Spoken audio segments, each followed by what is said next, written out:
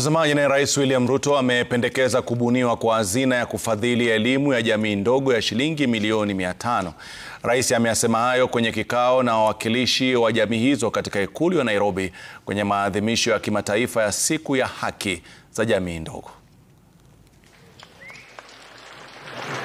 Nimesema ya kwamba kuanzia sasa wizara yetu ya elimu, na kwanza mjue ya kwamba hiyo directorate ya ethnic minorities na the marginalized itakuwa katika ofisi ya rais.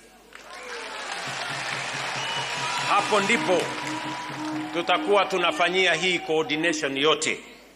Ya kwanza, mimi nimesema ya kwamba kuanzia sasa tutaweka hazina maalum ya milioni 500 kila mwaka ya kusaidia watoto kutoka jamii ya wachache, kutoka jamii marginalized, katika bursaries ya shule, katika bursaries ya college na bursaries ya university, ndio tuweze kuhakikisha kwamba hakuna mtoto wa Kenya anaachwa nyuma kwa sababu anatoka jamii ya wachache.